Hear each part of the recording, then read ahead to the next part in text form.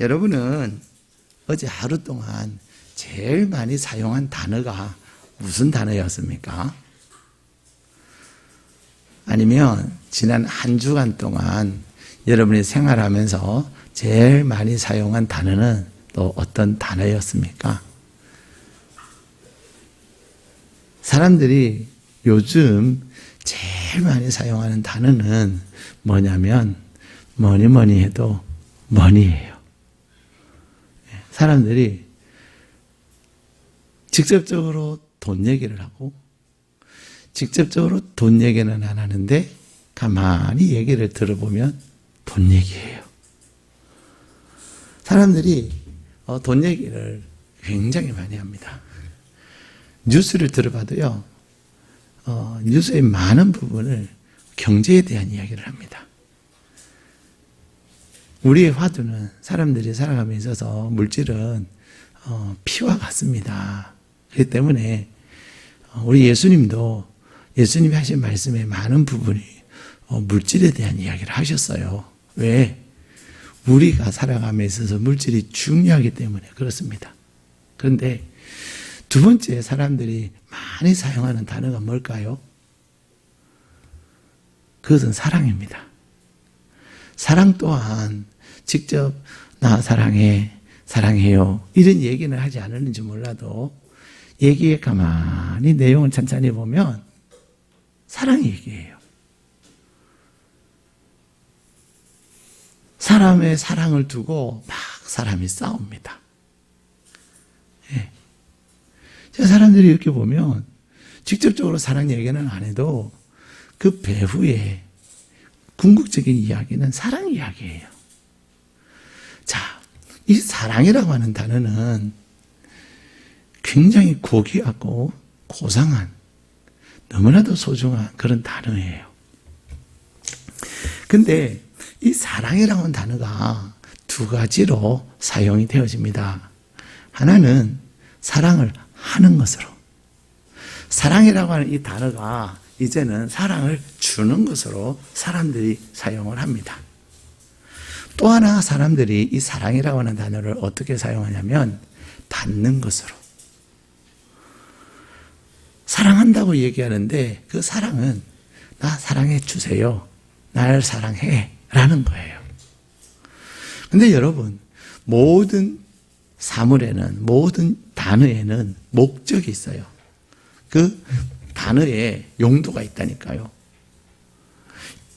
이 컵은 물을 마시기 위해서 제작되어 있는 컵이에요. 이 용도는, 이 물의 용도는 마시기 위해서. 근데 이 좋은 컵에다가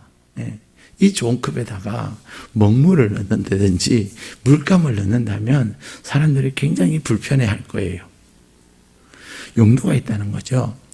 마찬가지로 사랑이라고 하는 단어에도 용도가 있는데 사람들은 사랑을 주는 것, 또 받는 것 이렇게 사용하지만 사랑이라고 하는 단어는 무슨 의미와 무슨 목적을 위해서 존재하냐면 주기 위해서, 사랑은 하기 위해서 존재하는 거예요. 사랑이라고 하는 단어의 용도는 주는 것이고 사랑하는 것인데 반대로 사람들이 그 용도를 잘못 사용해서 자꾸만 받으려고만 하면 어떻게 될까요? 문제가 생기는 거예요. 갈등이 생기는 거예요. 다툼이 일어나는 겁니다. 사랑이라고 하는 단어는 전적으로 줄 때에 기쁘고 사랑할 때에 행복한 거예요. 그러나 사랑은 자꾸만 내가 받으려고 하면 그 용도를 역행할 때에 갈등이 일어납니다. 소위 사람들은 이 삼각관계라는 게 있어요. 한 사람을 두고 두 사람이 싸우는 거죠. 근데 그건 무엇 때문에 그래요? 사랑하려고 싸우는 것이 아니라 사랑받으려고 싸우는 거예요. 근데 오늘 하나님께서 우리에게 주신 말씀에 보면은 이 빌레몬이라고 하는 사람에게 하나님은 사도 바울은 편지를 씁니다. 이 빌레몬이라고 하는 사람은 사도 바울과 아주 가까운 사람이에요. 이 빌레몬이라고 하는 사람은 어떻게 사도 바울과 만나게 됐냐면 사도 바울이 에베소에 제3차 전도 여행을 하면서 에베소에 머물러 있는 한 1년 반 이상을 머물러 있었는데, 그게 머물러 있는 동안에 이 빌레몬이 사도 바울이 전하는 하나님의 말씀, 예수 그리스도가 나에게 행하신 그 놀라운 은혜를 경험하고 그는 하나님의 사람이 된 거예요. 그리고는 그는 에베소에 사는 사람이 아니라 에베소 가까이 있는 골로새라고 하는 지역에 살고 있었는데, 이 골로새라고 하는 지역에서 그는 하나님의 교회를 세워가고 있는 거예요. 그렇다고 이 빌레몬은 교회의 목자가는 아니지만 그의 집을 오픈하고, 왜냐하면 교회를 세워야 되니까. 그리고 또 초대교회 때는 많은 교회들이 가정교회에서, 가정에서 교회가 이루어졌습니다. 그래서 마가의 다락방에서, 마가라고 하는 사람의 어머니 집에서 이 다락방이 굉장히 커요. 우리는 다락방 하면 그냥 창고 개념이지만 유대인들의 다락방은 이게 생활할 수 있는, 모여서 함께 집회를 할 수 있는 그런 규모예요. 그래서 마가의 다락방에 몇 명이 모였죠? 120명이 모인 거예요. 우리 교회 꽉 차는 숫자만큼 이 마가의 집에, 마가 어머님의 집에 모여서 그들이 힘써 기도하는 가운데 성령이 임하신 겁니다. 그래서 우리가 특별히 사도 바울의 편지를 볼 때 서신서들을 보면은 가정에, 누구의 가정에, 그러한 가정에서 세워진 교회들, 그것이 초대교회 대부분의 교회들의 모습이었어요. 근데 빌레몬은 에베소에서 예수 그리스도를 구주로 영접하고 자기 집을 오픈하고 그 자리를 예배의 처소로 삼은 거예요. 사도 바울은 그 빌레몬에게 편지를 씁니다. 근데 이 편지의 내용이 어떤 내용이냐? 빌레몬의 집에 있었던 종 오네시모라고 하는 사람을 위해서 그는 편지를 쓰고 있는 거예요. 여러분들이 제가 이 빌레몬의 말씀을 가지고 몇 주 동안 말씀을 나누려고 해요. 부활절을 마치고 부활의 생명을 가진 우리가, 우리에게 하나님이 주신 귀한 약속의 말씀이 무엇일까? 기도하고 또 기도하는 가운데 하나님께서 이 빌레몬의 말씀을 주셨어요. 그래서 몇 주 동안 이 빌레몬의 말씀을 가지고 함께 은혜를 나누려고 합니다. 이 빌레몬서의 말씀은 제가 일회 중식교회 설립하고 처음 전하는 말씀이에요. 전하는 본문이고, 또 여러분의 일생 신앙생활 하면서 빌레몬서의 말씀을 가지고 설교를 듣는 일이 참 드물 거예요.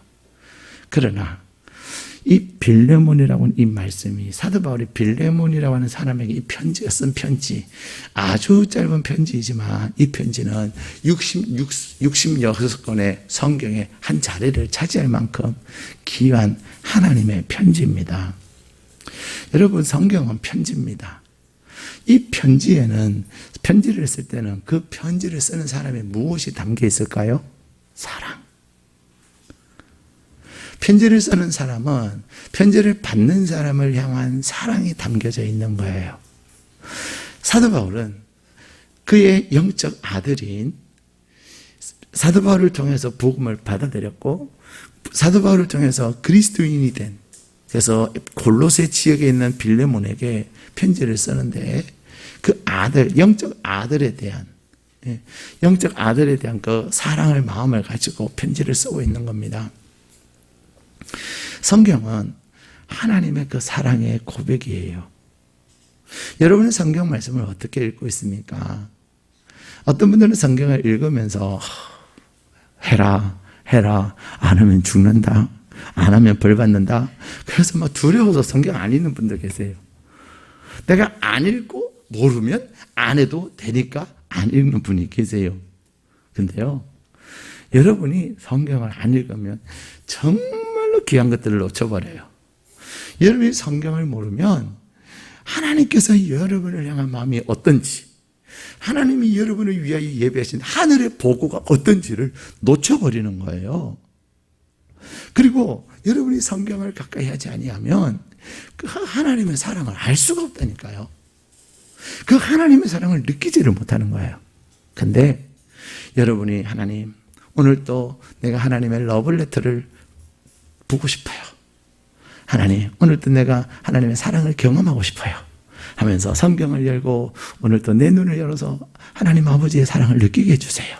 그 마음을 가지고 성경을 읽을 때 여러분에게 하나님 한마디 한마디가 놀라운 하나님의 사랑을 품고 있기 때문에, 담고 있기 때문에 하나님의 그 엄청난 사랑이 여러분에게 가득 채워질 줄로 믿습니다.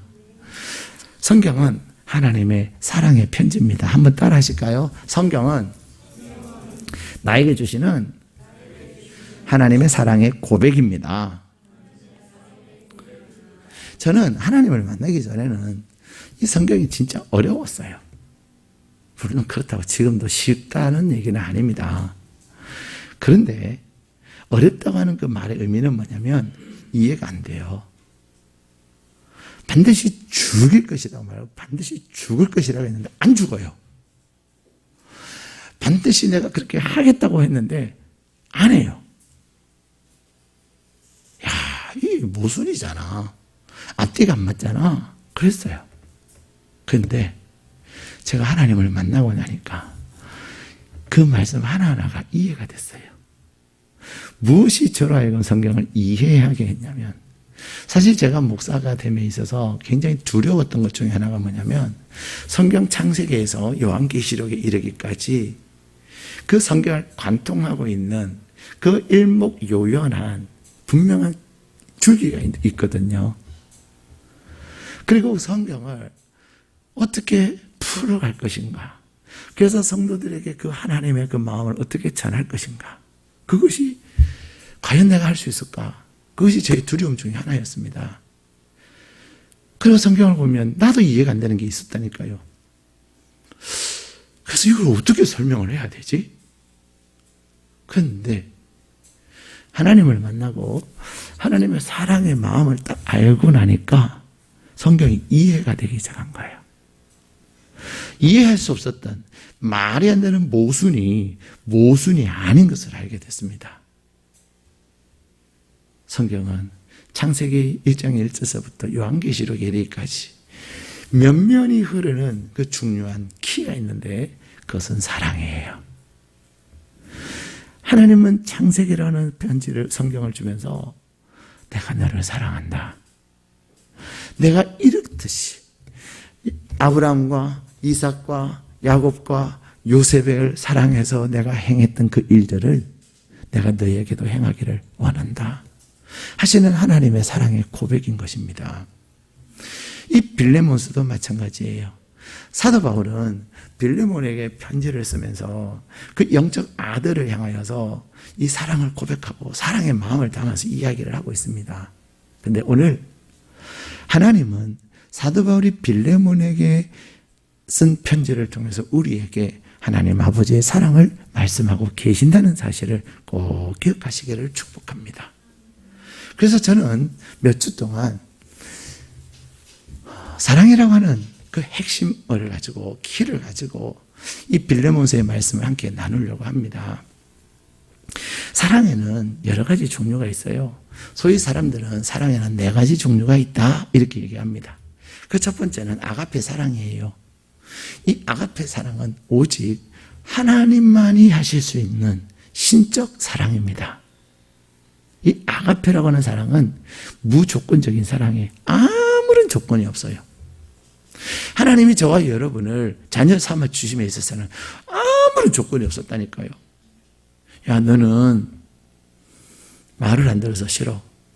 너는 맨날 대들어서 싫어. 너는 무식해서 싫어. 너는 가진 것이 없어서 싫어. 너는 키가 작아서 싫어. 너는 키가 너무 커서 싫어. 그런 조건이 없었다니까요. 오직 한 가지 조건이 있다면 예수 그리스도를, 나의 죄를 위해서 십자가에 주신 그 예수 그리스도를 구주로 영접하는 자에게는, 영접하는 자에게는 하나님의 자녀가 되게 하셨단 말입니다. 하나님의 그 사랑은 조건이 없습니다.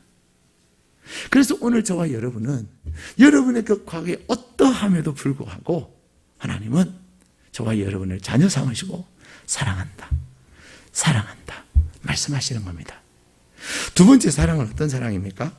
스토로게라고 하는 사랑입니다. 이 스트로게라고 하는 사랑은 가족의 사랑이에요. 부모가 자녀를 사랑하는 사랑. 또 조금 부족하긴 하지만 가족, 형제 간의 사랑. 그런 가족 간의 사랑을 스트로게 사랑이라고 합니다. 그 사랑 끈끈합니다. 네? 그 사랑 굉장히 끈끈합니다. 세 번째 사랑은 뭐지요? 필리아라고 하는 사랑이에요. 필리아. 그것은 친구의 우정의 사랑이라는 것입니다. 마지막 네 번째는 에로스라고 하는 사랑이에요. 이 에로스, 여러분이 제일 많이 들은 사랑은 아가페 사랑하고 에로스라는 사랑이에요. 그렇죠? 에로스가 아니고 에로스. 근데 에로스라고 하는 사랑은 어떤 사랑입니까? 이성 간의, 남녀 간의 사랑이에요. 근데 이런 종류들이 많이 있는데 하나님께서 저와 여러분을 향하여 사랑한다 라고 고백하시면서 주신 이 편지에는 스트로게의 사랑도 아니고 필리아의 사랑도 아니고 에로스의 사랑도 아닙니다. 조건 없이 저와 여러분을 용납하시고 조건 없이 나를 그대로 받아주신, 왜 나를 사랑하십니까? 왜 나에게 이렇게 오셨습니까? 내가 어떤 자인 줄 아지 않습니까?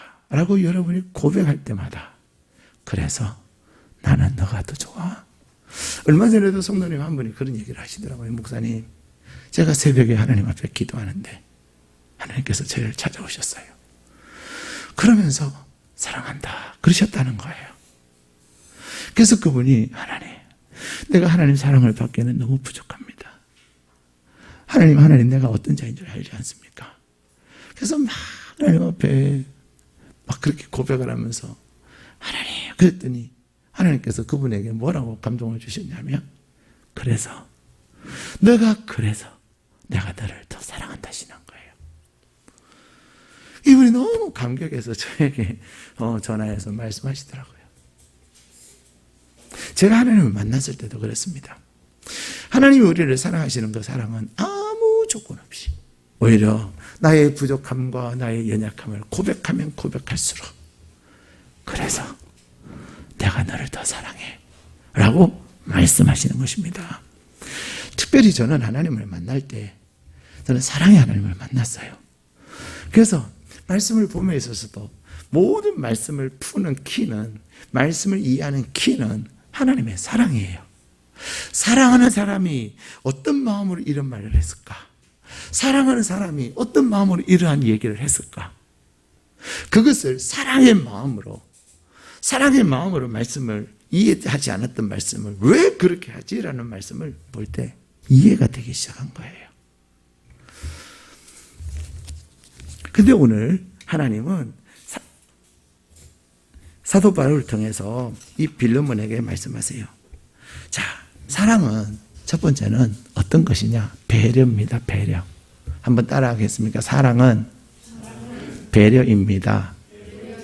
다시 한번 따라해. 사랑은 동일시입니다. 네, 동일시라고 하는 것은 같게 여긴다는 거예요. 자, 우리 1절 말씀 같이 읽겠습니다. 시작. 그리스도 예수를 위하여 갇힌 자 된 바울과 및 형제 디모데는 우리의 사랑을 받는 자요 동력자인 빌레몬과 아멘. 자, 여기에 보면 여러분이 연필이 있으시면 갇힌 자라는 단어에 동그라미를 하세요. 여러분들 오늘 댁에 가셔가지고 숙제를 하나 드릴게요. 숙제를 드리는데 어떤 숙제냐면 로마서에서부터 히브리서까지 다 읽는 게 아니고 모든 로마서, 갈라디아서, 에베소서, 빌립보서, 골로새서 그게 쭉 있단 말이에요. 로마서에서 이거 써셔야 숙제를 잘해요. 전화가 야 오늘 목사님 숙제 냈다는데 숙제가 뭐냐 그런 거 묻는 학생은 저 그 시기 해요. 자, 로마서에서 히브리서까지 여러분이 성경을 읽는데 다 읽는 게 아니라 다 읽으면 너무 과하잖아요. 그죠? 뭔 말이냐면 1장 1절에서 뭐 3절이든 4절이든 이런 성경 보면은 빌레몬서에는 인사 이래가지고 1, 2, 3절 있죠.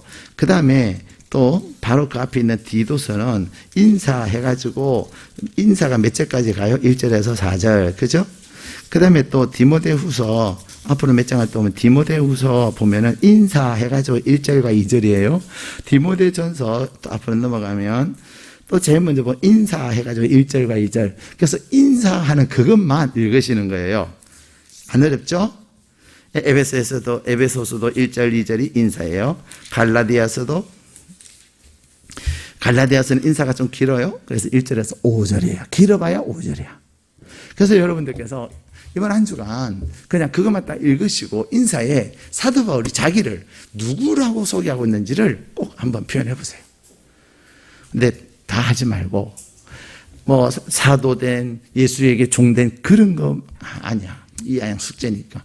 그래서 사도 바울을 뭐라고 하는지, 갈라디아에서는 사도 바울을 뭐라고 하는지, 오늘 빌레몬서에서 뭐라고 그러죠? 그리스도 예수를 위해 갇힌 자 된 바울. 그것만 꼭 쓰는 거예요. 그래서 다음 주에 오시면 숙제를 하신 분에게는 상을 드리도록 하겠습니다. 네. 상 받기를 원하시는 분은 하시고, 상에는 관심이 없어도 은혜 받기 위함을 하시는 분은 하시면 참 좋을 것 같아요. 자, 50명이 숙제를 하시면 50명이 다 드려요. 자, 그런데 중요한 것은 뭐냐면, 사랑은 뭐라고 그러죠? 배려라는 거예요. 사랑은 동일시예요. 근데 사도 바울은 여러분들이 이제 편지를 읽어보시면, 로마서부터 히브리서까지 읽어보시면, 사도 바울은 자기를 어떻게 표현하고 있냐면, 사도된 바울은, 종된 바울은, 붙들림 받은 바울은, 메인받은 바울은, 이렇게 소개하지, 갇힌 자 된 바울, 이렇게 소개를 거의 안 해요. 이게 중요한 겁니다. 사도 바울은 이 편지를 교회들에게 보낼 때 그 교회들에게 하나님의 그 말씀을 전한 거예요. 그러기 위해서는 뭐가 필요하죠? 사도의 권위가 필요한 거예요. 내가 하나님께 붙들림 받은 사람이다 라는 것이 중요한 거예요. 근데 오늘 사도 바울은 빌레몬에게도 나 사도 바울은, 사도인 바울은, 예수의 종된 바울은, 이렇게 하면은 훨씬 더 빌레몬이 이렇게 할 텐데, 뭐라고 하죠? 갇힌 자 된 바울은, 이렇게 소개하고 있는 거예요. 왜 그랬을까요? 사도 바울이 자기를 갇힌 자 된, 감옥에 있는 자, 감옥에 갇힌 자라고 표현한 이유가 있습니다. 그것은 바로 오네시모라고 하는 사람 때문이에요. 한번 따라 하실까요? 오네시모. 이 오네시모라고 하는 사람이 누구냐면 빌레몬의 집의 종이었어요. 빌레몬의 집의 종이었는데 이 종이 도망을 가가지고 결국 잡혀서 사도 바울이 갇힌 감옥에 온 거예요. 사도 바울은 감옥에 갇혀 있으면서도 무엇을 했죠? 복음을 전하는 거예요. 때를 얻든지 못 얻든지 어떻게 하든 복음을 전하려고 하는 거예요. 만나는 사람들마다, 여러분 의사왕 이병욱이라고 하는 분을 아십니까? 이분은 의사이신데 이분은 대한민국에서 알아주는 전도왕이에요. 이분은 아침에 출근하면서 엘리베이터 사람은 할렐루야, 하나님은 당신을 사랑하십니다. 나는 하나님의 사람 이병욱입니다. 이렇게. 그러니까 예수 믿으셔요. 하여튼 사람들 만날 때마다 복음을 전하는 의사인데 그래요. 사도 바울은 감옥에 갇혀 있으면서도 무엇을 그는 하고 있냐면 복음을 전한 거예요. 근데 감옥에 있는 사람 중에 딱 복음을 전했는데, 그리고 이제 통성명을 할 거 아닙니까? 나는 오네시모라고 하는 사람이에요. 사실 나는 종이에요. 아, 그렇군요. 많이 힘드셨겠어요? 근데 이제 복음을 전하고, 그러나 당신이 종이라도 예수님은 당신을 사랑하세요. 당신이 비록 종이라도 예수님은 당신을 위해서 십자가에서 못 박혀 죽으셨어요. 예수님이 죽으신 것으로 끝나지 않고 죽은 자 가운데서 부활하셨어요. 예수님의 그 부활의 생명을 전했더니 이 오네시모가 예수를 구주로 영접한 거예요. 예수를 구주로 영접하고 감옥에 있으면서 계속 하나님의 말씀을 나누고 또 양육을 받는 거예요. 그리고 종. 특히 그래서 얘기를 하다 보니, 그러면 당신은 어느 집에 있었습니까? 누구 집에 있었다고요? 누구 집이요? 빌레몬 집. 사실 저의 주인은 빌레몬입니다 라고 하는 순간 사도 바울이 깜짝 놀란 거예요. 빌레몬은 사도 바울이 빌레몬을 압니까 모릅니까? 영적 아들이잖아요. 자기가 복음을 전했고 예수 그리스도 구주로 영접하고 골로새에서 가정의 교회를 세우는 자잖아요. 혹시 골로새 빌레몬? 네, 그런 거. 여러분, 과거에 종이 주인의 집에서 도망하는 경우는 거의 세 종류가 있어요. 첫 번째는 뭐냐면 주인의 집에 물건을 가지고 도망가는 거예요. 잡히면 죽어요. 두 번째 도망가는 이유는 종이 주인의 집 자녀들을 죽였거나 종의 주인의 자녀들을 해칠 때, 뭐 이제 주인이니까, 주인의 아들이니까, 주인의 자녀니까 종들에게 함부로 할 때가, 갑질할 때가 많이 있을 거 아니에요. 이리 와, 엎드려, 이래 타가지고, 이라, 이런 것도 할 거고, 그죠? 근데 견디다 못해 종들이 주인의 아들을 때리거나, 때리다 보면 죽을 수도 있잖아요. 그럼 도망가는 거예요. 감히 주인의 아들을 건드렸으니까. 세 번째 도망가는 것은 뭐냐? 주인의 부인을 건드렸을 때. 종들이 그런 행동을 할 때가 있어요. 그런 경우들이 있어요. 도망가는 거예요. 근데 이 빌레몬서에 보면은 오네시모가 어떻게 도망을 갔는지 이유는 안 나와 있는데, 이 편지의 내용을 보면은 오네시모는 빌레몬의 집에 돈을 가지고 도망갔구나 라는 것을 알아요. 어떻게 아냐? 사도 바울이 빌레몬의 이 편지 안에서 너가 이 빌레몬이 너의 집에 돈을 가지고 도망간 것을 내가 용서해 주지 아니하면, 혹시 또 다른 어떤 것들이 있으면 내가 대신 갚아주겠다 그래요. 대신 갚아줄 것은 물질밖에 없어요. 그렇죠? 그래서 오네시모가 도망갈 때 주인의 집에 돈을 가지고 도망갔구나 라는 걸 알게 되는 거예요. 그래서 갇혀 있는 거예요. 사도 바울은 이 오네시모에 대한 사랑, 자기를 감옥에 갇힌 자로 표현하면서 오네시모와 누구와? 사도 바울 자신을 동일시하는 겁니다. 예수님께서 저와 여러분에게 주신 사랑은 어떤 사랑이냐? 하나님이신 예수님이 정말로 추하고 정말로 추한 인간의 몸을 입으신 거예요. 하나님이신 예수님이 저희와 동일시 되신 거예요. 여러분, 사랑이라고 하는 것은 어떤 겁니까? 상대방을 배려하는 거예요. 자, 상대방이 나 오늘 밥을 못 먹었어 그랬어요. 왜 못 먹어? 그럼 밥 먹어. 그런단 말이에요. 근데 상대방이 밥을 못 먹은 이유는 몇 가지가 있을 거예요. 너무 바빠가 일하느라고 너무 바빠서 밥 못 먹는 경우가 있어요. 그러면은 그런 사람들은 일하다가 바빠서 밥 못 먹은 사람은요, 그렇게 배고프다고 내색 많이 안 해요. 왜? 자기 스스로 일하기 때문에, 일하다가 못 먹었으니까. 근데 경제적 어려움 때문에 밥을 못 먹는 경우가 있단 말이에요. 그럴 때는 가서 먹어. 그게 오히려 상대방의 마음을 더 힘들게 해요. 먹을 줄 몰라서 안 먹는 게 아니잖아요. 먹을 수 있는 물질이 없어서, 재화가 없어서 못 먹는 거예요. 우리는 때때로 그런 경우가 있어요. 나는 주머니에 돈이 별로 없어요. 같이 밥 먹으러 갔는데, 우리가 상대방이 지금 돈이 있는지 없는지 잘 모르는데 대충 얘기하다 보면 알아요. 근데 밥 먹으러 갔으면, 저 사람이 2,900원짜리 짜장면을 먹을 수 있겠구나. 비싼 탕수육을 먹기 어렵겠구나. 그러면 나는 탕수육이 먹고 싶지만 어떻게 하는 거죠? 나 짜장면 먹을 거예요. 그러면 상대방이 마음 편할까요? 안 편할까요? 편해요. 왜냐? 나는 돈이 없어서 짜장면 먹으려 하는데 이 사람도 짜장면을 먹는구나. 근데 나는 탕수육 먹고 싶어. 오늘따라 웬 탕수육이 땡겨. 탕수육 먹고 싶어. 이 사람은 탕수육 먹을 수 있는 돈이 없어요.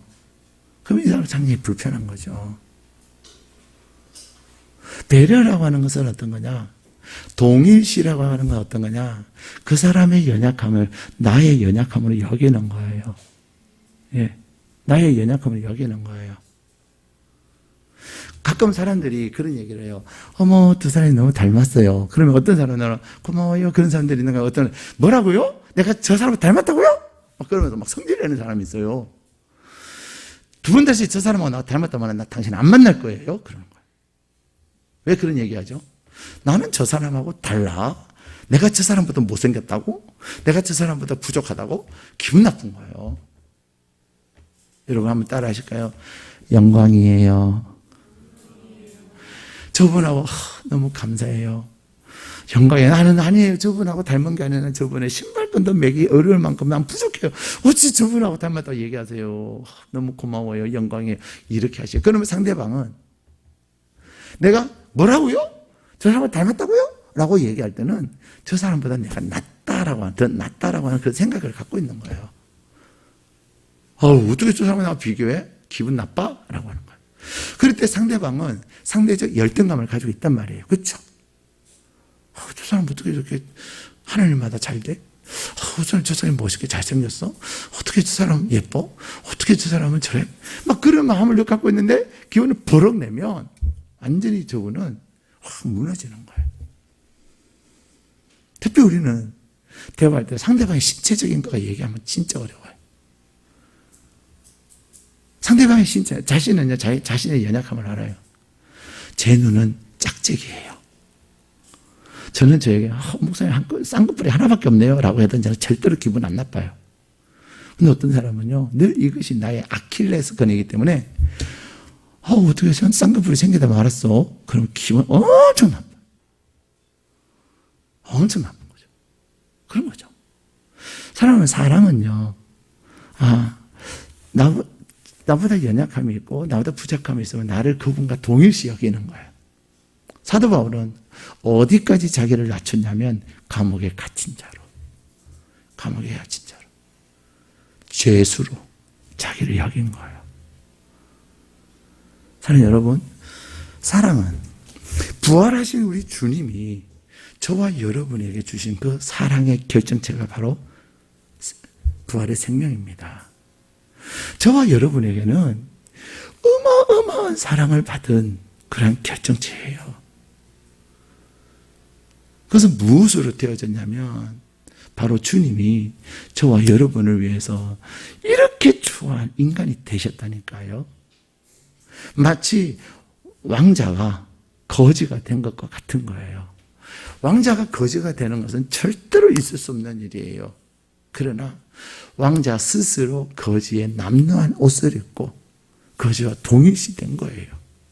사랑하는 여러분, 하나님은 예수님을 통해서 우리와 동일시하셔서 심지어는요, 저와 여러분에게 예수의 그 사랑의 결정체, 하나님의 사랑의 결정체인 예수의 생명을 주셨단 말이에요. 그것을 꼭 기억하시기를 바랍니다. 더 나아가서 사도 바울은 뭐라고 말합니까? 1절 우리 다시 한번 읽겠습니다. 시작.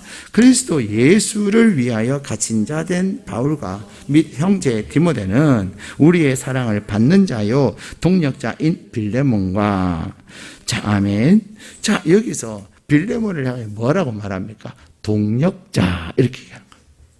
동력자라고 하는 말은 같이 일하는 사람이에요. 그렇죠? 근데 같이 일하는 사람인데 이 동력자가 있고 동업자가 있는 거예요. 여러분, 동업자와 동력자의 차이가 뭘까요? 동업자는요, 함께 일하는 사람이에요. 근데 동력자도 함께 일하는 사람인데 동력자와 동업자는 다릅니다. 동력자는 같은 목적을 가지고 수고하는 사람이에요. 아무리 열심히 인생을 살아도 목적이 다르면 동력자가 되지 못합니다. 동업자는 오직 자기의 목적만을 위해서 살지만 동력자는 함께하는 자예요. 그래서 죽어도 함께 죽고 살아도 함께 사는 거예요. 그게 동력자예요. 동업자는 뭐예요? 기분 나쁘고 힘들면 그만둬버리는 게 동업자예요. 성도는 동력자지 동업자가 아닙니다. 우리는 예수 그리스도의 보혈로 이제는 한 피를 받은 예수의 피로 수혈되어진 동력자인 겁니다.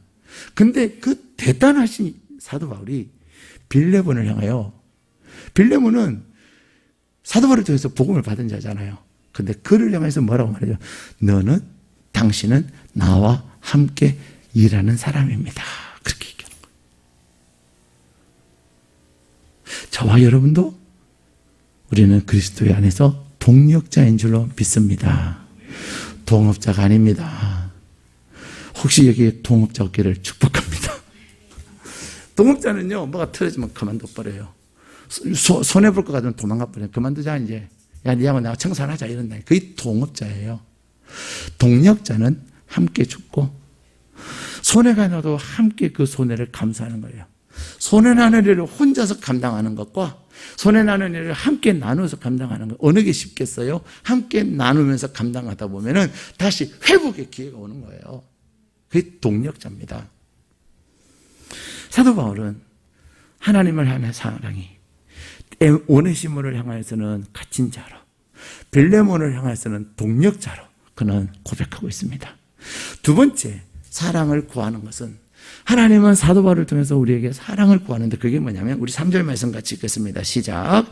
하나님 우리 아버지와 주 예수 그리스도로부터 은혜와 평강이 너희에게 있을지어다. 아멘. 사도 바울은 지금 무엇을 이야기하고 있습니까?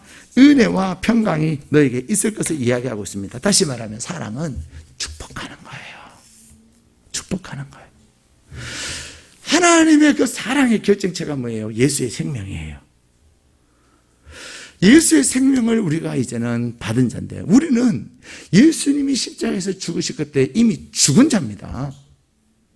예수님이 십자가에 죽으심을, 내가 예수 그리스도 안에서 나의 십자가에 못 박혀 죽음을, 예수님이 죽으신 것을 내가 인정하는 순간 나는 죽은 자예요. 그래서 갈라디아서 2장 20절은 그러므로 내가 그리스도 예수 안에서 죽었다.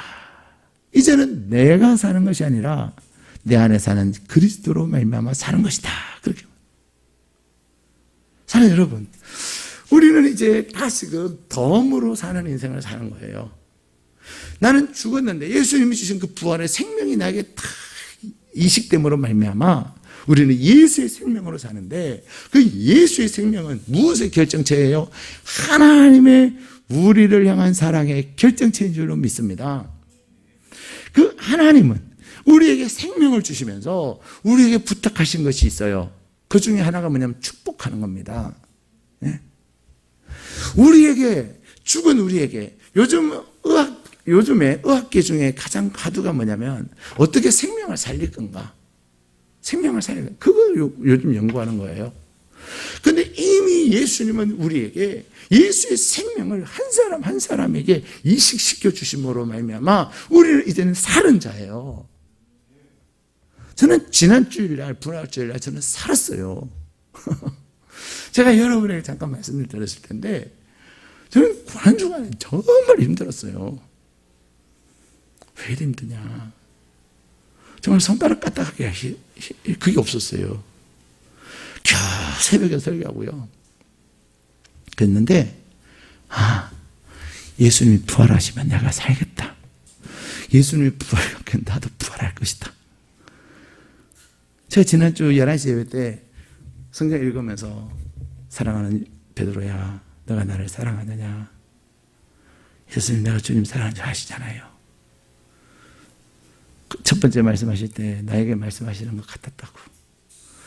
두 번째 또 사랑하는 성우가 너가 나를 사랑하느냐? 내가 주님을 사랑하는 줄 아시잖아요. 그때 내 마음이 찡하게, 그래서 눈물 나기 시작한 거예요.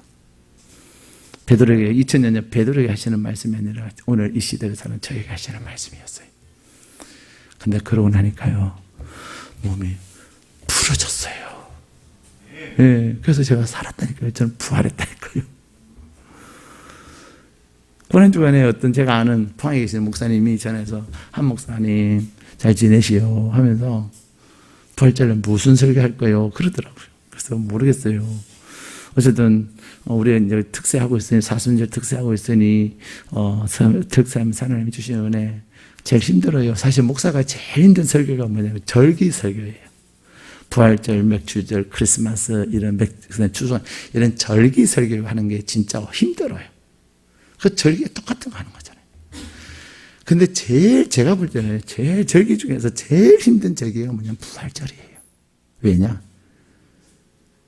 부활을 믿지 않는 성도들에게, 그리고 내 자신에게도 부활이 있어야, 예수의 부활의 생명이 있어야 그것을 성도들에게 전하는데, 그래서 제가 고난 특사하면서 늘 그것을 구해요.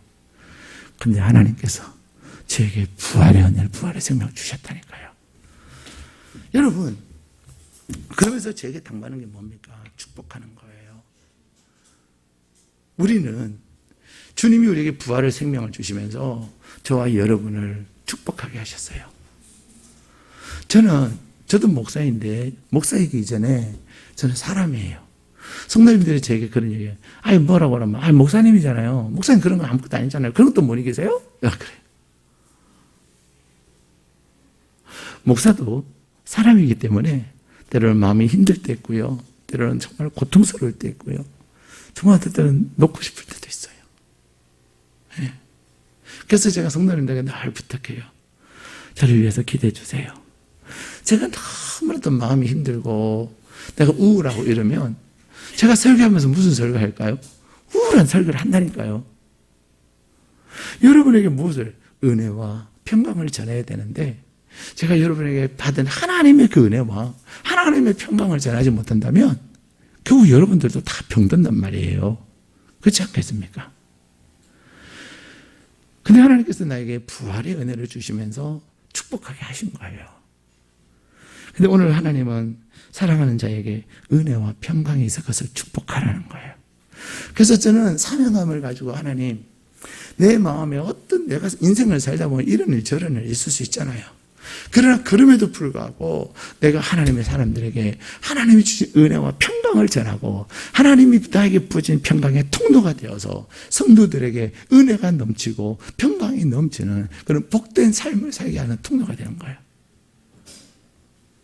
근데 그것은 오직 사랑할 때 되는 거예요.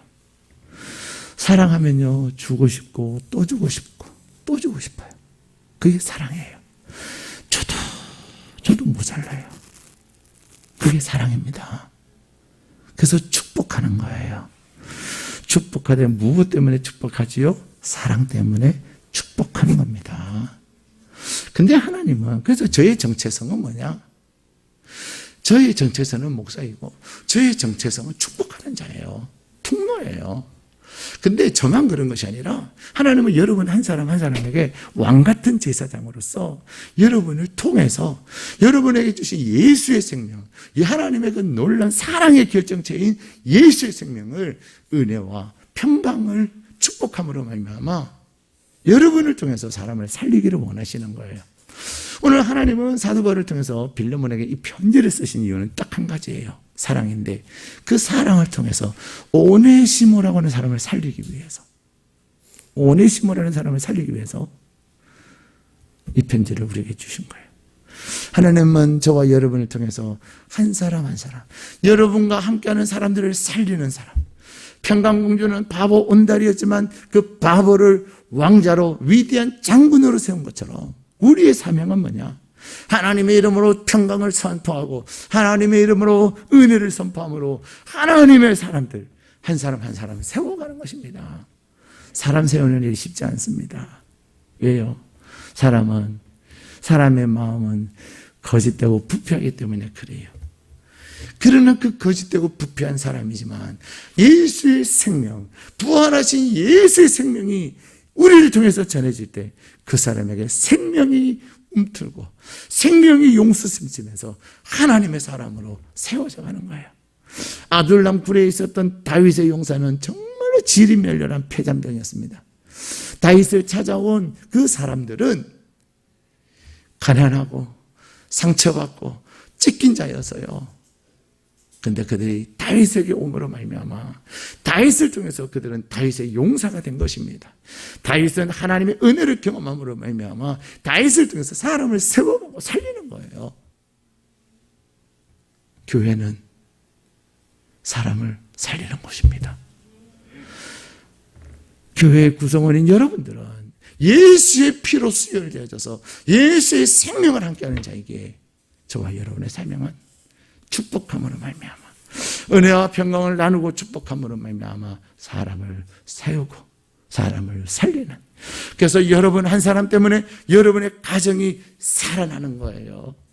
여러분이 여러분의 가정의 구성원들을 축복하고 은혜와 평강을 축복하고 또 축복할 때에 여러분의 가정에 예수 그리스도의 부활의 생명이 용솟음 치는 거예요. 그래서 여러분은 그 사명감을 가지고 하나님 나에게 예수의 부활의 생명, 하나님의 사랑의 결정체인 그 부활의 생명이 나에게 응투게 하여 주십시오. 그래서 여러분 관리를 잘 하셔야 돼요. 체중 관리도 잘해야 되고요. 건강 관리도 잘해야 되고요.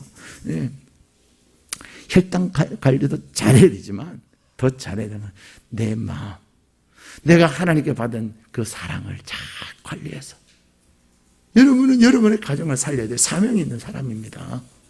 여러분의 자녀들을 하나님 안에서 흥하게 해야 될 사명이 있는 거예요. 여러분의 남편을 흥하게 하고 여러분의 부인을 흥하게 해야 될 사명이 있는 거예요. 그래서 축복하는 겁니다. 더 나아가서 여러분의 다락방을 여러분이 살려야 되는 겁니다. 여러분의 다락방, 여러분의 순장이 아니어도 하나님의 그 사랑을 여러분이 품고 있기에 그 생명을 가지고 여러분의 다락방에 그 생명을 이식시켜야 되는 거예요. 여러분의 직장에도 여러분 때문에 잘 돼야 되는 거예요. 창세기 39장에 보면은 요셉은 보디발의 집에 있었는데 요셉 때문에 보디발의 집이 복을 받았더라고 얘기하는 겁니다. 하나님을 알지 못하는 잡신을 섬기는 보디발의 집이었지만 하나님의 사람, 하나님이 함께하는 그에게 그가 그곳에 있음으로 말미암아 그곳을 흥하게 한 것입니다. 그것이 살리는 것이고 그것이 저의 사명일 뿐만 아니라 여러분의 사명인 줄로 믿습니다. 사랑하는 여러분, 오늘 하나님은 사도 바울을 통해서 빌레몬에게 보낸 편지를 통해서 우리에게 사랑을 고하고 계십니다. 나 갇혔다. 여러분이 어떤 형편과 상황에 있든지 여러분의 눈높이에서 여러분의 처지에서 주님이 함께 하시는 겁니다. 그러기에 주님이 여러분과 같이 되신 그 어마어마한 은혜를 경험한 여러분들이 만나는 사람들을 배려하고 연약한 자들이 왜 저거 못해? 왜 저렇게밖에 안 해? 그것이 아니라 나도 못해요. 같이 하면 될 것 같아요. 그러면서 영광이에요. 어떻게 저분과 내가 닮았단 말입니까? 아닙니다. 나는 저 사람 신발끈도 매지 못할 만큼 비교가 안 되는 사람이에요. 그렇게 봐주시니 고맙습니다. 라고 동일시하는 겁니다. 더 나아가서 축복하십시오. 그러기 위해서는 하나님의 은혜를 구하고 예수의 하나님의 사랑의 결정체인 예수의 부활의 생명을 구하셔서 여러분이 가는 곳곳마다 축복하고 여러분이 가는 곳곳마다 그 땅을 기경하는 땅 끙끙 얼어붙던 그 땅을 예수의 생명으로 기경하여 여러분을 만나는 자들을 살리고 여러분을 만나는 자들을 세우고 여러분이 가는 공동체가 주의 놀라운 은혜로 살아나는 역사가 있기를 주님의 이름으로 축복합니다.